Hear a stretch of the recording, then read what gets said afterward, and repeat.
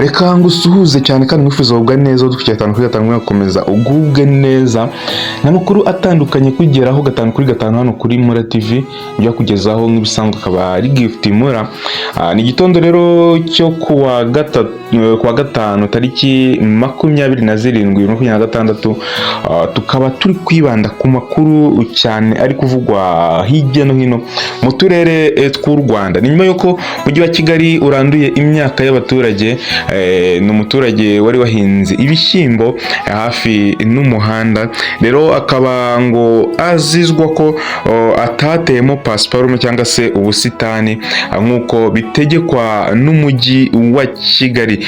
Ni byinshi cyane turaza tugaruka kuri iyi nkuru, ariko reka inkuru yacu tuyanzikire mu karere ka Muhanga, aho ku nkengero cyangwa se mu mahuriro cyangwa se mu rugabano rw'akarere ka Muhanga na Kangororero, ahari uruzi rwa Nyabarongo, haheruka kubera impanuka ikomeye cyane ubwo imodoka ya hoho itwara ibikoresho by'abashinwa buba ku muhanda yaje kuba irenga umuhanda iramanuka ijya mu ruzi rwa Nyabarongo. Irashakishwa ni mu gihe yari imaze iminsi ishyika kuri 3 ijya kugera kuri 3 itaraboneka, bataramenya irengero ryayo, ariko haje kuboneka amakuru ko haje kuba haboneka igice cyayo kimwe, ariko shoferi ntaraboneka n'ikindi gice gisigaye cy'iyo modoka. Ni inkuru dukesha ikinyamakuru Umuseke. Nkurarikira rero kubana natwe muri aya makuru kugira ngo uze gusobanukirwa byinshi cyane kuri iyi nkuru.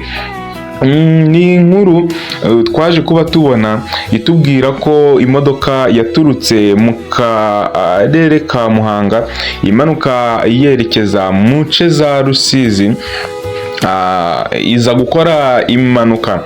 Reka tubarebere uko ikinyamakuru cyabyanditse.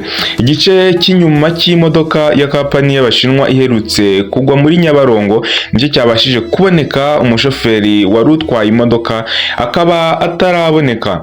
Kuwa gatatu tariki 25 Werurwe 2026 mu masaha ya mu gitondo nibwo imodoka ya kampani y'abashinwa yaguye muri Nyabarongo. Rero kuri uyu wa kane polisi ishinzwe umutekano wo mu mazi ikaba yagerageje gukora ubutabazi, ibasha gukuramo igice kimwe cy'inyuma cy'iyo modoka yo mu bwoko bwa hoho. Umunyamabanga nshingwabikorwa w'umurenge wa Nyarusange witwa Byicaza Jean Claude akaba yaratangarije Umuseke dukesha iyi nkuru ko polisi yakoze ibishoboka byose ngo ibashe kuba yarokora Murwaneza Idirisa n'imodoka yari atwaye, ariko birananirana kubera ko iyo modoka yari yaguye ahantu harehare cyane kandi harimo isayo nyinshi. Yagize ati ku mugoroba nibwo babashije kubona igice cy'inyuma cy'iyo modoka, ikindi birashoboka ko kikiri mu isayo hasi kuko icyo babonye cyari hejuru. Gitifu w'uyu murenge wa Nyarusange Byicaza avuga ko polisi ifite ibikoresho n'ubushake bwo gukomeza gushakisha uwari utwaye imodoka kugeza ubwo azaboneka, ndetse n'igice cy'imbere cy'imodoka kikabasha kuba cyavanwa mu mazi. Byicaza yavuze ko ari akazi katoroshye polisi irimo gukora, batigeze babona akanya ko kuruhuka. Ijoro rikaba ariyo ryatumye bava muri ayo mazi.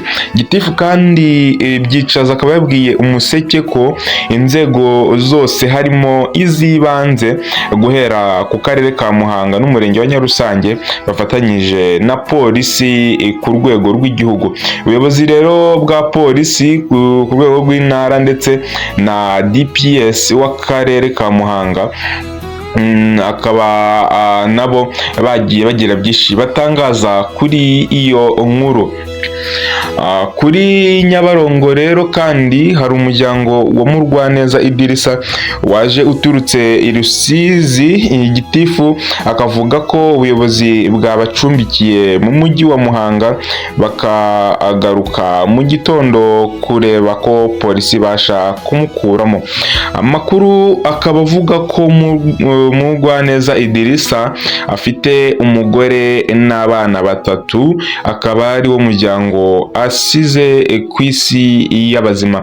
Reka twihanganishe rero umuryango wa Mugwaneza Idirisa, tubifurize gukomera kandi twihanganisha n'umuryango nyarwanda muri rusange, kuko buriya iyo tubuze umuntu tuba tubuze amaboko. Yari kuzakora byinshi cyane byubaka igihugu, ariko Imana ntibikunze ko tugumana.